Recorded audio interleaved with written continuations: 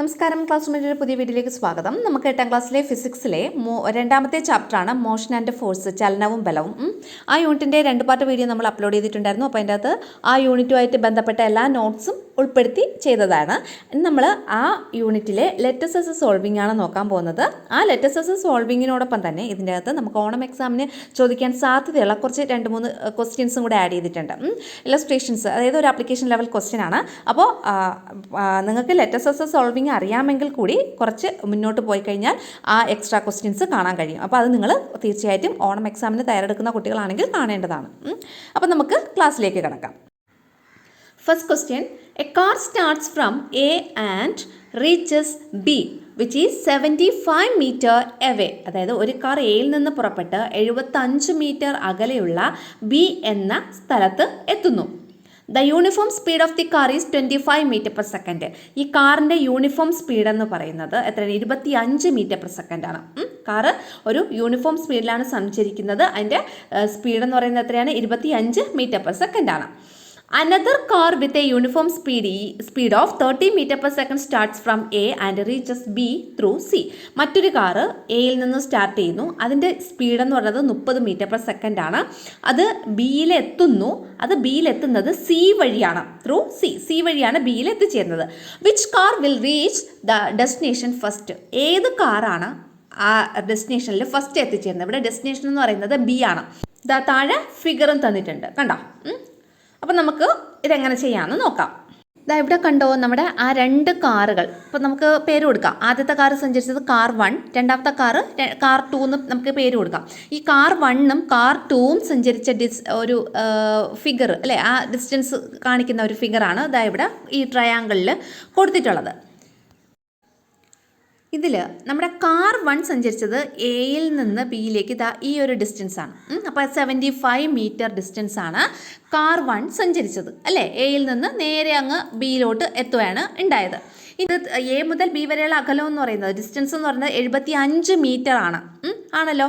ഇനി കാർ 2 സഞ്ചരിച്ചത് നോക്കിക്കോളൂ. കാർ 2 സഞ്ചരിച്ച് ആദ്യം എയിൽ നിന്ന് സിയിലെത്തി. അപ്പോൾ 50 മീറ്റർ സഞ്ചരിച്ചു.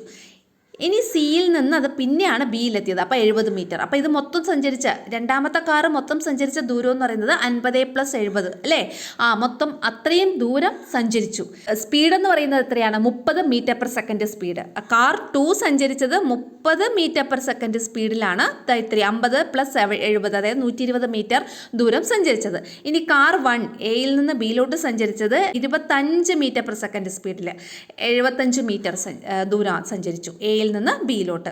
അപ്പോൾ നമുക്കിതിനി എങ്ങനെ കണക്കാക്കാൻ നോക്കാം. ഇപ്പോൾ ഈ പറഞ്ഞത് മനസ്സിലായല്ലോ, കാർ 1ഉം കാർ 2 എങ്ങനെയൊക്കെയാണ് സഞ്ചരിച്ചതെന്നുള്ളത്. ഇവിടെ ഫസ്റ്റ് കാർ അല്ലേ, കാർ 1 ഡിസ്റ്റൻസ്, കാർ 1 സഞ്ചരിച്ച ദൂരം എത്രയാണ്? ഡിസ്റ്റൻസ് d1 = 75 മീറ്റർ, 75 മീറ്റർ ആണ്. അതിൻ്റെ സ്പീഡ് എത്രയാണ്? 25 മീറ്റർ പെർ സെക്കൻഡ്. കാർ 1ൻ്റെ speed 25 metre per second, distance 75 metre. നമുക്ക് ആ ട്രയാങ്കിൾ ഫിഗർ ഉണ്ടല്ലോ, അതിൽ നിന്ന് മനസ്സിലാക്കാം. ഇനി നമുക്ക് എന്ത് ചെയ്യണം? ഇവിടെ ടൈം കണ്ടുപിടിക്കണം. അപ്പോൾ ഡിസ്റ്റൻസ്, സ്പീഡ്, ടൈം ഇവ തമ്മിലൊരു റിലേഷൻ ഉണ്ട്. അത് നമ്മൾ ടെക്സ്റ്റിൽ പഠിച്ചതാണ്. എന്താണ്? Speed = distance by time. അതായത് നോക്ക്, സ്പീഡ് = ഡിസ്റ്റൻസ് ബൈ ടൈം നമുക്കറിയാമെന്നുള്ളതാണ്. ഇതിൽ നിന്ന് നമുക്ക് സ്പീഡ് തന്നിട്ടുണ്ട്, ഡിസ്റ്റൻസ് തന്നിട്ടുണ്ട് അല്ലേ. അപ്പം നമുക്ക് എന്താ കണ്ടുപിടിക്കാനുള്ളത്? ടൈമാണ് കണ്ടുപിടിക്കാനുള്ളത്. അപ്പോൾ ഇതിൽ നിന്ന് നമുക്ക് ടൈം എങ്ങനെ കണ്ടുപിടിക്കാം? ടൈം = ഡിസ്റ്റൻസ് ഓൾറെഡി ഇവിടെ ഉണ്ട്. ഇത് ഇങ്ങ് താഴോട്ട് കൊണ്ടുവന്നാൽ മതി. ഇതിനെ മുകളിലോട്ടും കൊണ്ടുപോകണം. അപ്പോൾ ടൈം = ഡിസ്റ്റൻസ് ബൈ സ്പീഡ്. ഇതാണ് equation. Time = distance by speed. അതിൽ ഡിസ്റ്റൻസ് നമ്മുടെ കയ്യിലുണ്ട്, സ്പീഡ് നമ്മുടെ കയ്യിലുണ്ട്, ടൈമാണ് നമുക്ക് കാൽക്കുലേറ്റ് ചെയ്യാനുള്ളത്. അപ്പോൾ ആ ഫസ്റ്റ് കാർ സഞ്ചരിച്ച ടൈം എത്രയാണ് കണ്ടുപിടിക്കണം. അപ്പോൾ ടൈം t1. അപ്പോൾ എന്താണ് equation? Distance by speed. Distance ഇവിടെ ഉണ്ട് 75 ഡിവൈഡഡ് ബൈ സ്പീഡ് ഇവിടെ തന്നിട്ടുണ്ട് 25. അപ്പോൾ 75/25. 75ഉം 25ഉം തമ്മിൽ ക്യാൻസൽ ചെയ്യുമ്പോൾ നമുക്ക് 3 സെക്കൻഡ് എന്ന് കിട്ടും. 3 സെക്കൻഡ്. ഓക്കെ ആണല്ലോ. 75/25 ആണല്ലോ നമുക്ക് കണ്ടുപിടിക്കാനുള്ളത്. ആ 75ൻ്റെ നമുക്ക് 3 × 25 എന്ന് എഴുതാം. അതായത് 25നെ നമ്മൾ 3 കൊണ്ട് മൾട്ടിപ്ലൈ ചെയ്താൽ 5 × 3 5. പിന്നെ 1 റിമൈൻഡർ. അടുത്തത് 2 × 3 6, 6 + 1 7, അങ്ങനെയാണ് 75. കണ്ടോ? അപ്പം നമുക്ക് 3 × 10 25 എന്ന് എഴുതാം. ഏതിനാ? 75-ന്. /25 അതേപോലെ എഴുതി. ഇനി നമുക്ക് ഈ 25 പരസ്പരം ക്യാൻസൽ ആയിപ്പോയി, ബാക്കി 3. അങ്ങനെയാണ് അവിടെ 75-നെ 25 കൊണ്ട് ഡിവൈഡ് ചെയ്യുമ്പോൾ ടൈം നമുക്ക് 3 സെക്കൻഡ് എന്ന് കിട്ടുന്നത്. അടുത്തത് കാർ 2ൻ്റെ ഡിസ്റ്റൻസ് നമ്മൾ കണ്ടുപിടിക്കണം. ഡിസ്റ്റൻസ് അല്ല, ടൈം നമുക്ക് കണ്ടുപിടിക്കണം. എങ്ങനെ കണ്ടുപിടിക്കാം? കാർ 2 സഞ്ചരിച്ച ഡിസ്റ്റൻസ് എത്രയാണ്? 50 + 70 എത്രയാണ്? 120 മീറ്റർ. ഇനി അതിൻ്റെ സ്പീഡ് എത്രയാണ്? 30 മീറ്റർ/സെക്കൻഡ്. അതായത് കാർ 1നെക്കാട്ടും സ്പീഡ് കാർ 2ന് കൂടുതലാണ് അല്ലേ? 30 മീറ്റർ/സെക്കൻഡ് ഉണ്ട്. ഇനി ടൈം കണ്ടുപിടിക്കണം. ടൈം T2 എന്ന് പറയുന്നത് ഡിസ്റ്റൻസ് ബൈ സ്പീഡാണ്. ഡിസ്റ്റൻസ് എത്രയാണ്? 120 ഡിവൈഡഡ് ബൈ 30. 120-നെ 30 കൊണ്ട് ഡിവൈഡ് ചെയ്യുമ്പോൾ 4 സെക്കൻഡ് എന്ന് കിട്ടും. എങ്ങനെ കിട്ടുമെന്ന് നോക്കാം. 120-നെ നമുക്ക് എത്ര കൊണ്ട് ഡിവൈഡ് ചെയ്യണം? 30 കൊണ്ട് ഡിവൈഡ് ചെയ്യണം. ഈ സീറോയും പരസ്പരം ക്യാൻസൽ ആയിപ്പോയി, ബാക്കി 12/3 എന്ന് കിട്ടും. ഇനി നമുക്ക് എന്ത് ചെയ്യണം? 12-ന് എങ്ങനെ എഴുതാം? 4 × 3 എന്ന് എഴുതാം. 3-യെ നമുക്ക് 3 × 1 എന്ന് എഴുതാം. ഈ 3യും ക്യാൻസൽ ആയിപ്പോയി, ബാക്കി എത്രയുണ്ട് ഇവിടെ? 4.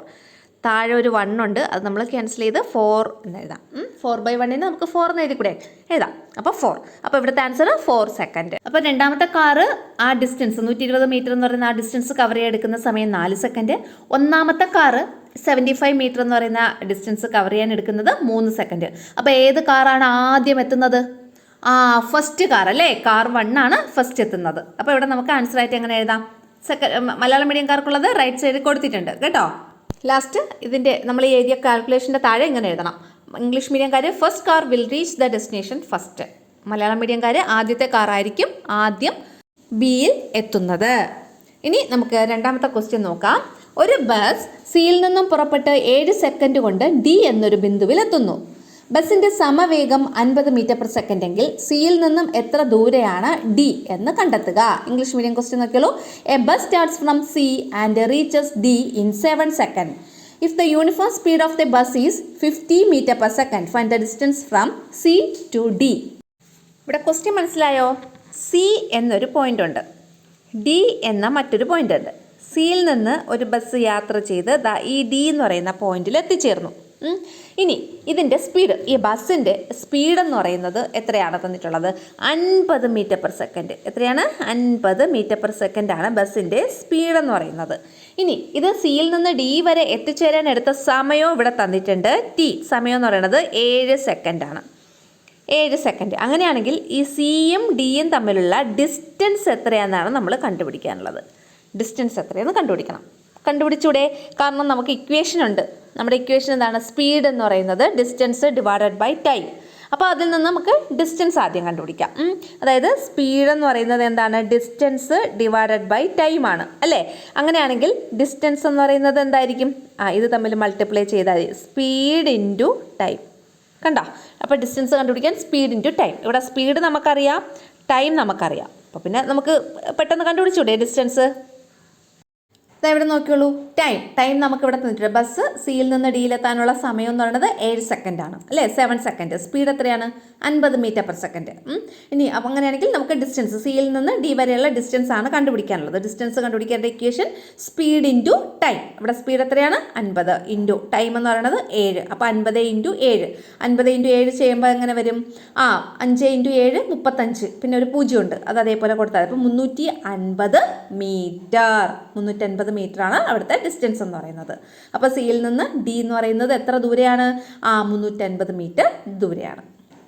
അടുത്തത് ക്വസ്റ്റ്യനെ, how long will it take to hear thunder from 12,000 metre away? The speed of sound is 340 metre second. അതായത് 12,000 മീറ്റർ അകലെ നിന്നുള്ള ഒരു ഇടി ഉണ്ടല്ലോ, ഇടിയുടെ സൗണ്ട്, ഇടിമുഴക്കം, അതിൻ്റെ സൗണ്ട് നമുക്ക് കേൾക്കാൻ എത്ര സമയം വേണ്ടി വരും?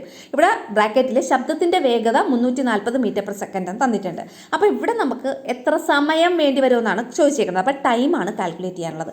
ടൈം കാൽക്കുലേറ്റ് ചെയ്യണമെങ്കിൽ നമുക്ക് സ്പീഡ് വേണം, ഡിസ്റ്റൻസ് വേണം. ഇവിടെ സ്പീഡ് തന്നിട്ടുണ്ട് 340 മീറ്റർ/സെക്കൻഡ്. പിന്നെ ഡിസ്റ്റൻസ് ഇവിടെ തന്നിട്ടുണ്ട് 12,000 മീറ്റർ അല്ലേ? അപ്പം നമുക്ക് എന്ത് കണ്ടുപിടിക്കണം? ടൈം കണ്ടുപിടിക്കണം. എളുപ്പമല്ലേ? ടൈമിൻ്റെ ഇക്വേഷൻ എന്താണ്?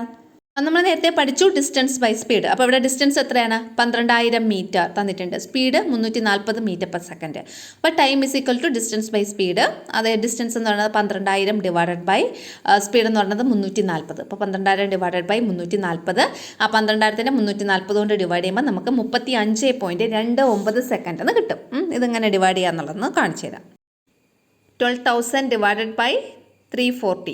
ഈ സീറോയും വെട്ടിപ്പോയി. ബാക്കി എത്രയുണ്ട്? 1,200 ഡിവൈഡഡ് ബൈ 34. ഇനി നമുക്ക് 1,200ന് എന്ത് ചെയ്യണം? 34 വെച്ച് മൈനസ് ചെയ്യണം. അപ്പോൾ 34 ഇൻറ്റു 3 ചെയ്യണം. 34 ഇൻറ്റു 3 ചെയ്യുമ്പോൾ നമുക്ക് എത്ര കിട്ടും? 102 എന്ന് കിട്ടും. 102. ഇനി നമ്മൾ എന്താ ചെയ്യേണ്ടത്? ഈ 120ൽ നിന്ന് 102 കുറയ്ക്കണം, അല്ലെങ്കിൽ മൈനസ് ചെയ്യണം. അപ്പോൾ 120ൽ നിന്ന് 102 മൈനസ് ചെയ്യുമ്പോൾ നമുക്ക് 18 എന്ന് കിട്ടും. 18 എന്ന് വരും. ഇനി നമുക്ക് ഈ 0 ഇങ്ങ് താഴോട്ട് എടുത്ത് എഴുതാം. ഈ 0 അപ്പോൾ 180 എന്ന് വരും. 34 ഇൻറ്റു 5 ചെയ്യുക. 34 ഇൻറ്റു 5 ചെയ്യുമ്പോൾ എത്ര വരും? 170 എന്ന് വരും. 170. അപ്പോൾ എത്ര വരും? 10. അപ്പോൾ ഇവിടെ 10 ഇത് ബാക്കി വന്നു. ഇനി നമ്മളിവിടെ ഒരു പോയിൻ്റ് ഇട്ടിട്ട് വീണ്ടും ഒരു 0 കൊടുക്കും.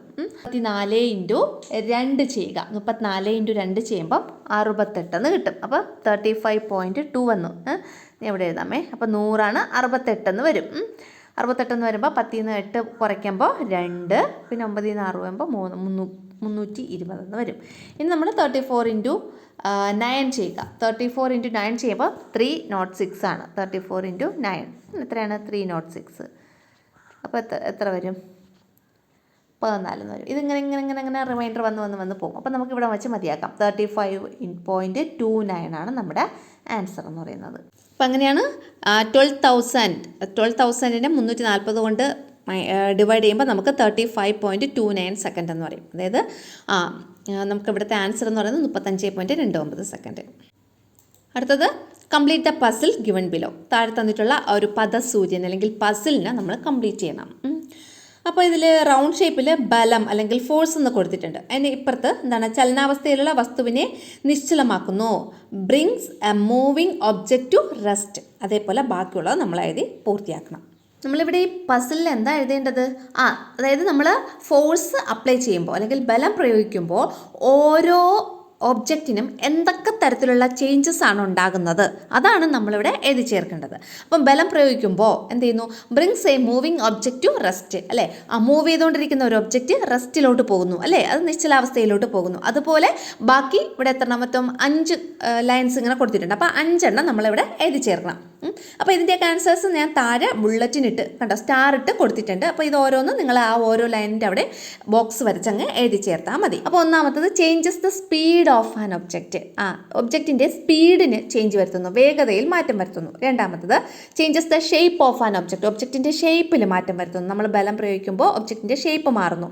അടുത്തത് changes the direction of the object. ഒബ്ജക്റ്റിൻ്റെ ഡയറക്ഷൻ അല്ലെങ്കിൽ അതിൻ്റെ ദിശ മാറുന്നു. നമ്മൾ എന്തെങ്കിലും ഒരു മൂവ് ചെയ്തുകൊണ്ടിരിക്കുന്ന ഒരു ഒബ്ജക്റ്റിൻ്റെ ഒരൊറ്റ തട്ട് കൊടുത്തു, അപ്പോൾ ഒരു ബലം കൊടുക്കുകയല്ലേ ചെയ്യുന്നത്. അപ്പോൾ അതിൻ്റെ ഡയറക്ഷൻ എന്ത് ചെയ്യുന്നു? ചേഞ്ച് ആവുന്നു. അടുത്തത് moves an object from rest. റെസ്റ്റിൽ നിന്ന്, അല്ലേ, നിശ്ചലാവസ്ഥയിൽ നിന്ന് ഒരു ഒബ്ജക്റ്റ് എന്ത് ചെയ്യുന്നു? മൂവ് ചെയ്യുന്ന അവസ്ഥയിലോട്ട് പോകുന്നു, അല്ലേ? റെസ്റ്റിലുള്ള ഒരു ഒബ്ജക്റ്റിനെ നമുക്ക് ചലനാവസ്ഥയിലോട്ട് കൊണ്ടുവരാൻ കഴിയുന്നു. അതാണ് moves an object from rest. റെസ്റ്റിൽ നിന്ന് മൂവ്മെൻറ്റിലോട്ട് പോകുന്നു. അടുത്തത് changes the size of an object. ഒരു ഒബ്ജക്റ്റിൻ്റെ സൈസ്, അല്ലേ, അതിൻ്റെ വലിപ്പം ചേഞ്ച് ആവുന്നു, സൈസ് ചേഞ്ച് ആവുന്നു. ഓക്കെ, ഇതൊക്കെ നമുക്ക് ബലം പ്രയോഗിക്കുമ്പോൾ ആ ഒബ്ജക്റ്റിന് സംഭവിക്കുന്ന മാറ്റങ്ങളാണ്. അടുത്ത മലയാളം മീഡിയംകാർക്ക് ബലം പ്രയോഗിക്കുമ്പോൾ എന്താണ്? വസ്തുവിൻ്റെ വേഗതയിൽ മാറ്റം വരുന്നു, വസ്തുവിൻ്റെ ആകൃതി മാറുന്നു, വസ്തുക്കളുടെ ദിശ മാറുന്നു, നിശ്ചലാവസ്ഥയുള്ള വസ്തുവിനെ ചലിപ്പിക്കുന്നു, വസ്തുവിൻ്റെ വലിപ്പം മാറുന്നു. അടുത്തതാ ഇവിടെ ഒരു ഇലസ്ട്രേഷൻ കൊടുത്തിട്ടുണ്ട്, കണ്ടോ? അതിൽ കർഷണമുണ്ട്, നിറങ്ങൾ കർഷണം, ചിലത് ഫില്ല് ചെയ്തിട്ടുണ്ട്, ചിലത് ഫില്ല് ചെയ്തിട്ടില്ല. അപ്പോൾ ആ ബോക്സസ് നമ്മൾ ഫില്ല് ചെയ്യണം. അപ്പോൾ ആ ബോക്സിൽ ഫില്ല് ചെയ്യാനുള്ള ഐറ്റംസ് ആണ് ഇതായി കൊടുത്തിട്ടുള്ളത്. ഉരുള കർഷണം, എണ്ണ, ഗ്രീസ്, ഗ്രാഫൈറ്റ്, ട്രോളി, പെട്ടി, ഇങ്ങനെ തന്നിട്ടുണ്ട്. അപ്പോൾ ഇത് കറക്റ്റായിട്ട് കറക്റ്റ് സ്ഥലത്ത് ഫില്ല് ചെയ്ത് വെക്കണം. നമുക്ക് എങ്ങനെ ഫില്ല് ചെയ്യാൻ നോക്കാം. ഇതിവിടെ ഫസ്റ്റ് കൊടുത്തിട്ടുണ്ട് കർഷണം. കർഷണം ഒന്നാമത്തത് നിറങ്ങൾ കർഷണം, രണ്ടാമത്തത് അപ്പോൾ എന്താണ്? അത് ഉരുളൽ കർഷണം. കണ്ടല്ലോ. ഇനി എന്താ? ഇനി നിറങ്ങൾ കർഷണത്തിൻ്റെ താഴെ ഒരു ബോക്സ്, അതിൻ്റെ അകത്ത് എന്ത് വരും? നമുക്ക് തന്നിട്ടുള്ള ഓപ്ഷനിൽ പെട്ടി, ട്രോളി, ഗ്രീസ്, ഗ്രാഫൈറ്റ്, എണ്ണ. അതിൽ വരണത് കറക്റ്റായിട്ട് പെട്ടി അല്ലേ. പെട്ടിയാണെങ്കിൽ നമ്മളിങ്ങനെ നീക്കുന്നത് നിരങ്ങൽ കർഷണത്തിൻ്റെ ഒരു എക്സാമ്പിളാണ് എന്ന് നമ്മൾ ടെക്സ്റ്റിൽ പഠിച്ചു. അപ്പോൾ നിരങ്ങൽ കർഷണത്തിൻ്റെ താഴത്തെ ബോക്സിൽ എഴുതാനുള്ളത് പെട്ടി. അതുപോലെ ഉരുളൽ കർഷണം എന്ന് പറയുമ്പോൾ അത് ട്രോളിയാണ്. ട്രോളി ബാഗിൻ്റെ അടിയിൽ എന്തുണ്ട്? അതിൻ്റെ താഴെ ചെറിയ വീൽസ് ഉണ്ട്. അപ്പോൾ നമുക്ക് എളുപ്പത്തിന് വലിച്ചു നീട്ടാം അല്ലേ. അപ്പോൾ ഉരുളൽ കർഷണത്തിൻ്റെ എക്സാമ്പിൾ അവിടെ താഴെ കൊടുക്കാനുള്ളത് ട്രോളി. ഇനി സ്നേഹകങ്ങൾക്ക് ഉദാഹരണങ്ങളാണ് നമുക്ക് നേരത്തെ തന്നിട്ടുള്ള ഗ്രീസ്, ഗ്രാഫൈറ്റ്, എണ്ണ ഒക്കെ. നമുക്കറിയാം ഖരാവസ്ഥയിലുള്ള സ്നേഹകത്തിന് ഉദാഹരണമാണ് ഗ്രാഫൈറ്റ്, നമ്മൾ പഠിച്ചു അല്ലേ. അപ്പോൾ സ്നേഹകങ്ങളുടെ താഴെ 3 ബോക്സിൽ ഗ്രീസ്, ഗ്രാഫൈറ്റ്, എണ്ണ ഇത് 3 എഴുതി ചേർക്കുക. മനസ്സിലായോ നിങ്ങൾക്ക് ഈ ഒരു ഇലസ്ട്രേഷൻ എങ്ങനെയാണ് കംപ്ലീറ്റ് ചെയ്യാനുള്ളതെന്ന്? ഇതൊക്കെ എക്സാമിന് ചോദിക്കാൻ ചാൻസ് ഉണ്ട് കേട്ടോ. ഇത് ചോദിക്കാൻ ചാൻസ് ഉള്ള ഒരു ക്വസ്റ്റ്യൻ ആണ്. അപ്പോൾ അതിൻ്റെ ഇംഗ്ലീഷ് മീഡിയം ആണ് ഇതവിടെ കൊടുത്തിട്ടുള്ളത്. ഫ്രിക്ഷൻ 2 ടൈപ്പ് ഫ്രിക്ഷൻ ഉണ്ട്. Sliding friction, rolling friction. അതിൽ സ്ലൈഡിംഗ് ഫ്രിക്ഷൻ എന്ന് പറയുമ്പോൾ ബോക്സ്, പിന്നെ റോളിംഗ് ഫ്രിക്ഷൻ എന്ന് പറയുമ്പോൾ ട്രോളി, പിന്നെ ലൂബ്രിക്കൻറ്റിൽ വരുന്നത് ഏതൊക്കെയാണ്? Greece, graphite, oil. ഓക്കെ ആണല്ലോ. അതേപോലെ മറ്റൊരു ഇലസ്ട്രേഷനാണ് കൊടുത്തിട്ടുള്ളത് ബലം. ഫസ്റ്റ് സമ്പർക്ക ബലം. അപ്പോൾ ഇപ്പുറത്ത് എന്തായിരിക്കും അറിയാലോ. അപ്പോൾ അത് എഴുതുക, എന്നിട്ട് അതിൻ്റെയൊക്കെ എക്സാമ്പിൾസ് താഴെ എഴുതുക. അപ്പോൾ അത് ഫില്ല് ചെയ്യേണ്ട ആ ബോക്സിൽ ഫില്ല് ചെയ്യേണ്ട വാല്യൂസ് ഇത് അവിടെ കൊടുത്തിട്ടുണ്ട്. സമ്പർക്കരഹിത ബലം, പേശീബലം, ജലത്തിൻ്റെ പ്രതിരോധം, താങ്ങുബലം, കാന്തിക ബലം, ഗുരുത്വാകർഷണ ബലം, സ്ഥിത വൈദ്യുത ബലം.